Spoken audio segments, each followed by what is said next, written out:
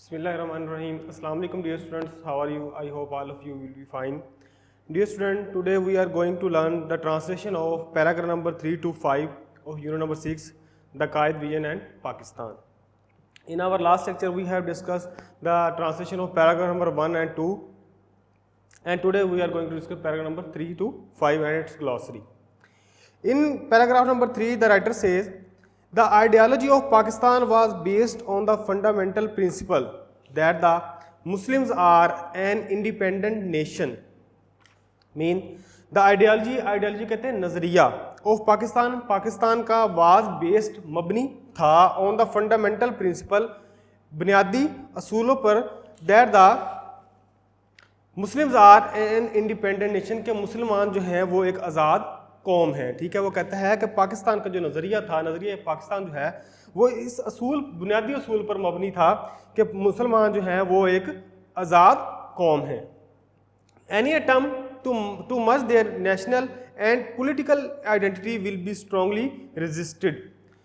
Any attempt कहते हैं कोशिश, टू मर्ज कहते हैं जम कर देना, मिला देना, there national and political identity उनकी जो है कौमी और सियासी जो है शनाख्त विल बी स्ट्रांगली रजिस्टेड कहते हैं उसकी वजाहमत करना. ठीक है, उसका सामना करना. ठीक है, उन्होंने कहा कि जो मुसलमान जो हैं वो एक आज़ाद कौम है और इनकी जो है कोई भी कोशिश जो है इनकी कौमी या इनकी जो है सियासी शनाख्त को जम करने की उसकी हम सख्ती से जो है मज़ाहमत करेंगे या उसकी मज़ाहमत की जाएगी. ठीक है, कोई भी कोशिश इनको इनकी सियासी और कौमी शनाख्त को जम करने की कोई भी कोशिश जो है उसकी सख्ती से मुज़ाहमत होगी.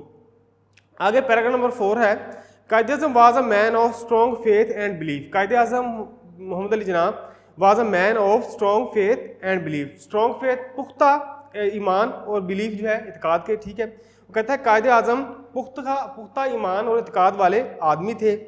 He firmly believed that the new emerging state of Pakistan based on Islamic principle would reform the society as a whole. He firmly कहते हैं पुख्तगी से. ठीक है, believed यकीन रखते थे that the new emerging state के नई वजूद में आने वाली स्टेट रियासत ऑफ पाकिस्तान की बेस्ड ऑन इस्लामिक प्रिंसिपल जो कि इस्लामी असूलों पर मबनी थी, वुड रिफॉर्म इसलाह करेगी the society as a whole पूरे माशरे की मजमूई तौर पर. जैसा कि हम जानते हैं पाकिस्तान का जो नज़रिया था वो यही था कि हमारी जो बेसिक प्रिंसिपल थे कि हम एक अलग रियासत हासिल करना चाहते हैं जिसमें हम इस्लाम के असूलों के मुताबिक जो है वो ज़िंदगी गुजार सकें. तो इस हवाले से कायदे-ए-आज़म की जो सोच थी वो यह थी कि जो नई जो है रियासत जो है पाकिस्तान की जो बनेगी जो कि ख़ास तौर पर जो है इस्लामी असूलों पर मबनी होगी, वो माशरे की जो है मजमूई तौर पर जो है इस्लाह करेगी. ठीक है, तो इसकी जो है ट्रांसलेशन इस तरह से है, वो पुख्तगी से ईमान रखते थे, यकीन रखते थे कि नई वजूद में आने वाली पाकिस्तान की रियासत जो है जो कि इस्लामी असूलों पर मबनी है पूरे माशरे की मजमूई तौर पर इस्लाह करेगी. इन हिज ईद मैसेज उनके ईद के पैगाम में सितंबर 1945 में कायद-ए-आज़म कायद-ए-आज़म ने कहा, Islam is a complete code, इस्लाम मुकम्मल ज़ाब्ता है. Regulating the whole Muslim society, regulating होता है चलाना, द होल मुस्लिम सोसाइटी पूरी मुस्लिम माशरे को, एवरी डिपार्टमेंट ऑफ लाइफ हर शोबा ज़िंदगी को, कलेक्टिवली एंड इंडिविजुअली, कलेक्टिवली कहते हैं मजमूई तौर पर, इंडिविजुअली कहते हैं इनफरादी तौर पर. ठीक है, हर फर्द के हवाले से. ठीक है, तो उन्होंने जो है अपने ईद के पैगाम में 1945 में अपने सितंबर 1945 के ईद के पैगाम में फरमाया कि इस्लाम एक मुकम्मल ज़ाब्ता है जो कि पूरे मुस्लिम माशरे को और ज़िंदगी के हर शोबे को मजमूई और इनफरादी तौर पर चलाता है. जैसा कि हम जानते हैं कि इस्लाम जो है अगर हम ज़िंदगी के किसी भी पहलू के बारे में हम कोई रहनुमाई हासिल करना चाहते हैं तो हमें कुरान से जो है उसकी रहनुमाई हम हासिल कर सकते हैं और हमारे नबी की जो सुन्नत है उस पर भी अमल करते हुए हम दुनिया में और आखिरत में कामयाबी हासिल कर सकते हैं. तो वही वो बात बता रहे हैं कि इस्लाम जो है ज़िंदगी का एक मुकम्मल ज़ाब्ता है. इस्लाम से जो है इस्लाम की रोशनी, इस्लाम के रास्ते पर चलते हुए हम ज़िंदगी के हर पहलू में जो है रहनुमाई हासिल कर सकते हैं. तो उन्होंने कहा कि इस्लाम एक मुकम्मल ज़ाब्ता है जो ज़िंदगी के हर शोबे को और मुस्लिम माशरे को इनफरादी और मजमूई तौर पर चलाता है. ठीक है, आगे है paragraph number 5, today the Quaid Pakistan is facing numerous challenges. Today's the Quaid Pakistan is facing होता है सामना करना, न्यूमरस बहुत से, मैनी चैलेंजेस मुश्किलात का। वो कहता है आज जो है कायद का पाकिस्तान बहुत से मुश्किलात का सामना कर रहा है। We have forgotten how much struggle Muslim had made under the dynamic leadership of Quaid Azam Mohammad Ali Jinnah. We have forgotten हम भूल चुके हैं, हाउ मच स्ट्रगल कि कितनी ज़्यादा कोशिशें हैं मुस्लिम हैड मेड मुसलमानों ने की, अंडर द डायनामिक कहते हैं मुतहर्रक, लीडरशिप क़यादत ऑफ कायद आज़म मोहम्मद अली जिन्ना, कायद आज़म मोहम्मद अली जिन्ना की। वो कहता है कि आज जो है कायद का पाकिस्तान बहुत सी मुश्किलात का सामना कर रहा है और हम ये भूल चुके हैं कि मुसलमानों ने कायद आज़म की मुतहर्रक जो है क़यादत में किस कदर जो है वो कोशिशें की। We can overcome our present difficulties by following the Qaid golden motto faith, unity and discipline। वो कहता है we can overcome हम काबू पा सकते हैं our present difficulties हमारी मौजूदा मुश्किलात पर by following अमल करते हुए the Qaid's golden motto कायद के जो है सुनहरी असूल पर, जो क्या था faith, unity and discipline, यानी कि यकीन, इत्तेहाद और नज़्म व ज़ब्त। वो कहता है कि हम जो है अपनी मौजूदा जो मुश्किलात हैं उन पर कायद के जो है सुनहरी जो असूल था, इसका जो था यकीन, इत्तेहाद और नज़्म व ज़ब्त, उस पर अमल करते हुए हम अपनी मौजूदा मुश्किलात पर काबू पा सकते हैं। आगे वो कहता है we can make our nation strong by remembering his advice to the youth. We can make हम बना सकते हैं आवर नेशन स्ट्रॉन्ग अपनी कौम को मजबूत, बाय रिमेंबरिंग कहते हैं बावर करवा के, याद करवा के, यकीन दहानी करवा के, his advice to the youth उनकी जो पैगाम, उनकी जो नसीहत थी यूथ नौजवान नस्ल को। वो कहता है हम जो है we can make our nation strong हम अपनी जो है कौम को कायद आज़म की जो है नौजवानों को नसीहत याद दिलाकर मजबूत बना सकते हैं, जो क्या थी it is now up to you, ये अब आप पर है, टू वर्क एंड वर्क के काम and we are bound to succeed और हम यकीनन कामयाब होंगे। ठीक है, तो ये 3 पैराग्राफ थे, बहुत ही ईजी हैं, तो आप लोगों ने ये भी याद कर लेने हैं। और 7 बॉक्सेस क्वेश्चन है। पैराग्राफ नंबर 4 के आखिर पर दिया उसने, are we working according to the expectation of the great leader. वो कहता है क्या हम जो है अजीम रहनुमा की तवक्कुआत के मुताबिक काम कर रहे हैं, तो इसका आंसर क्या है, no, we are not working according to the expectation of our great leader Quaid Azam. we are not making our country strong and prosperous and we are divided into groups। ठीक है, आगे है what is the result of neglecting the advice of the कायद। वो कहते हैं क्या नताइज है कि हम ना मानते हुए जो हम कायद आज़म की जो नसीहतें हैं उनको ना मानने के क्या नताइज हैं। ठीक है, तो इसका यही है कि we are divided into we are disunited।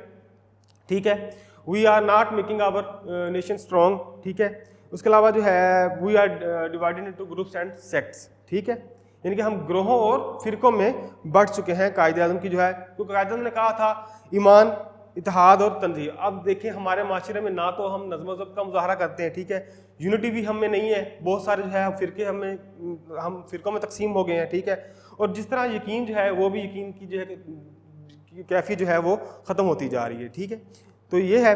साथ है थीम उसका, वो कहता है the theme is national pride and the role of the hero in the art of nation building. ठीक है, तो कहता है कौमी तफाकर और जो हीरो का किरदार था कौम को तामीर करने में, इसका जो थीम है, our great leader Quaid Azam was profoundly concern for his nation as well as for Pakistan. वो कहता है हमारे अजीम रहनुमा जो थे कायद आज़म वाज प्रोफाउंडली गहरे कंसर्न, फिक्रमंद थे, for his nation as well as for Pakistan, अपनी कौम और पाकिस्तान के लिए।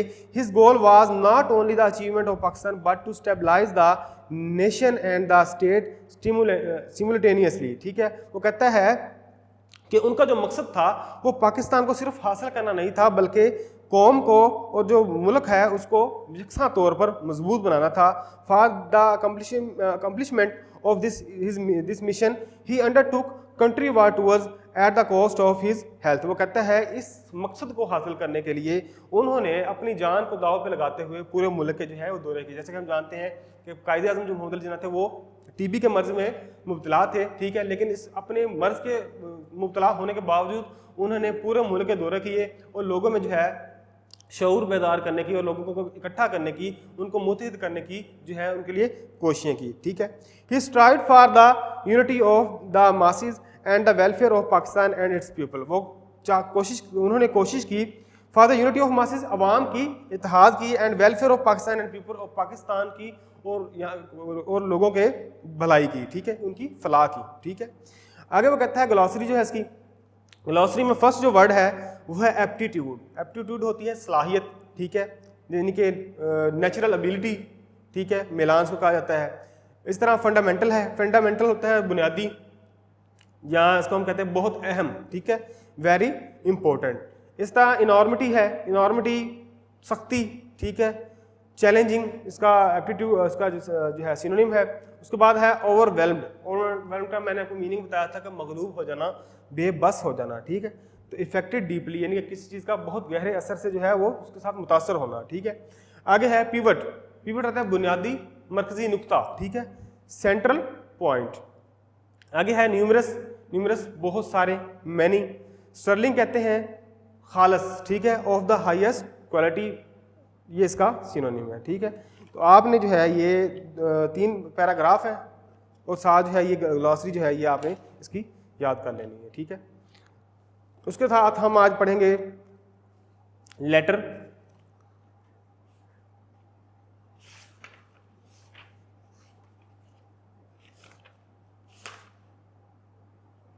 लेटर नंबर 5 हमने कर लिया था। आज हम लेटर नंबर 6 जो है वो साथ इसके हम इसको रीड करेंगे।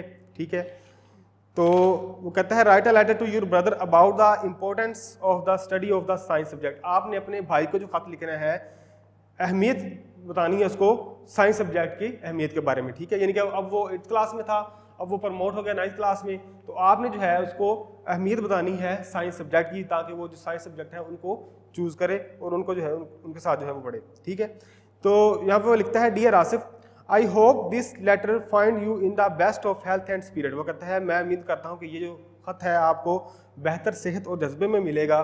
You have now been promoted to class 9। अब आप क्लास 9 में तरक्की पा गए हो।